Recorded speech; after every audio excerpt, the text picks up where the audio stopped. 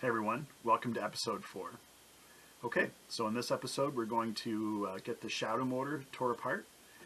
We're going to talk a little bit more about some shadow history, and then I'm going to introduce you to one of the people who are going to be helping out in this project in a new segment I'm calling my helper profile. Alright, so to start off, let's get this motor tore down. Now, as you may have guessed, I would consider myself to be a bit of a bike nerd. So when taking apart this motor, there were some things I noticed Honda did that piqued my interest.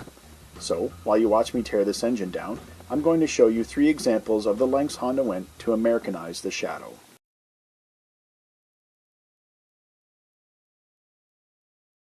Alright, so clearly at Honda, they did their homework and came up with a list of characteristics that they thought would make the ideal V-twin cruiser.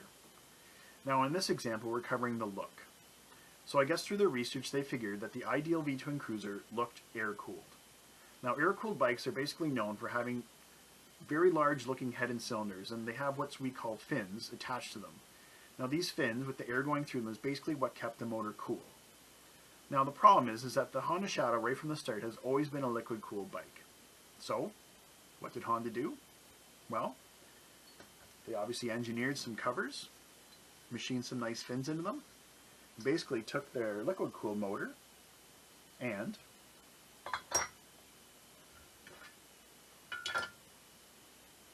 voila, now it's air cooled. Not bad. Okay, so by now I know what you're thinking. Boy, this guy must really like Honda Shadows. Well, to be honest, I don't. And full disclosure here, I'm not really a fan of cruisers in general. And for the longest time, especially the 5 years I spent as a service manager at a Honda dealership, I always questioned why the almighty, all-conquering Honda, builders of some of the most dominant and coolest race bikes of all time, would waste their time and effort in building what to most is nothing more than a Harley knockoff. But I have to say, the more I got into this bike, and especially now the engine, I can start to see the angle Honda took in the making of their Shadow. It would seem to me, at least, the original Shadow was Honda's version of the ideal V-twin cruiser. But over the years, they changed and adapted the Shadow to be more like the competition, or more Harley-like.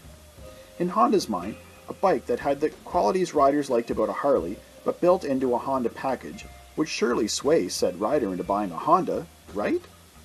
Well, actually, wrong and right. And with that brings us to example number 2. Oh my golly. That is quite possibly the heaviest flywheel I have ever felt.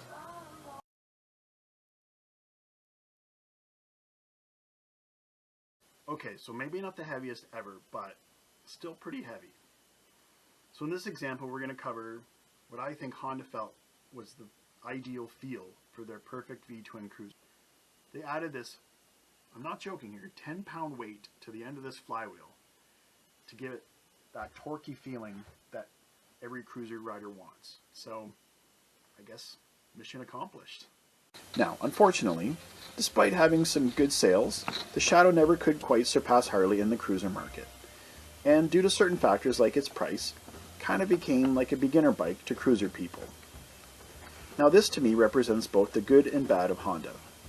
On the one hand, their quest to make a better version of a V-twin cruiser is impressive, and they obviously took this task very seriously, judging by the amount of engineering and work they put into their Shadow. But on the other hand, they kind of missed the point of why people like Harleys in the first place. Plain and simply, a Honda Shadow is just not a Harley. Which brings us to our last example.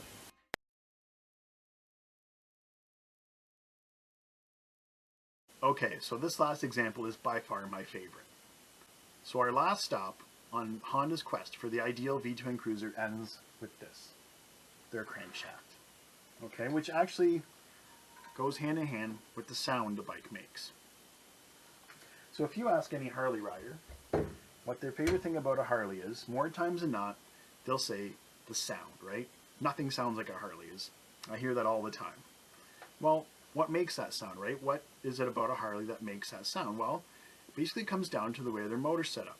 So Harley runs what's called a single pin crankshaft, which means that both rods run on one pin They share the same pin, and the way it goes around in combination with the V of the motor gives it a very distinctive Harley sound.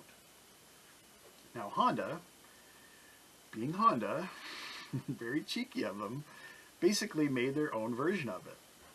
So they took their crank, basically ran one pin all the way across, but it's not a single pin like the Harley. It's separated by this one cheek, but essentially it's the same thing, right? It goes around the same. They actually have the same V, so it wound up making a very similar sound to the Harley.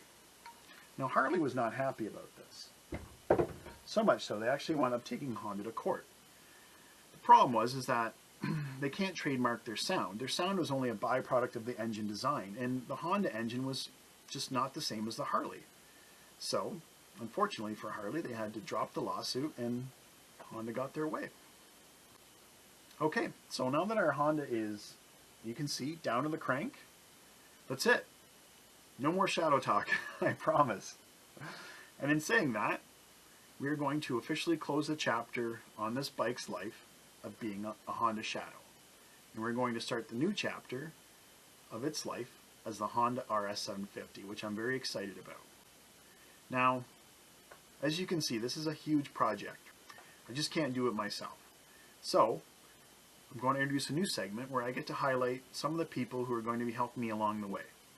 And I have to say, I'm very privileged to have some pretty amazing friends who are willing to help. So in my first profile, I'm going to introduce you to someone who you probably, maybe some of you know, or at least know of, right? He is an amazing engine builder, built some of the fastest bikes in Canada. So without further ado, I give you Mike Law from Raceworks Canada.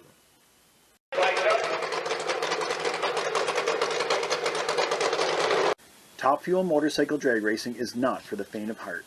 Racers lie their bodies over top of 1,000 horsepower plus nitromethane burning monsters in the hopes of being faster than the guy right next to them.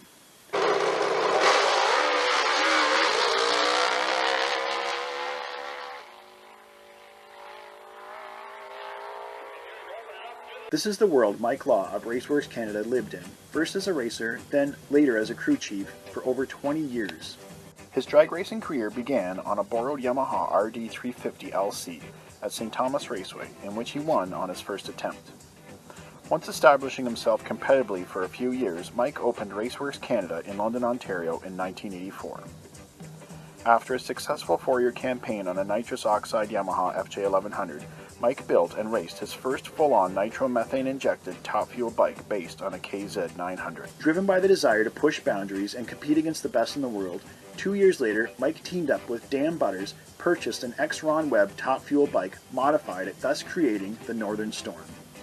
Together they traveled all across North America, racing in what was then the AMA Pro Star Top Fuel Drag Race Series. With this commitment, however, came the difficult decision to give up racing. He turned his focus on the building and setup of the bike as well as the running of the team. Then, in 1996, all the years of experience and knowledge culminated with the creation of the Northern Storm 2. A basically ground-up build featuring a 1,000 horsepower 1300cc nitromethane burning engine in an innovative big tube welded chassis.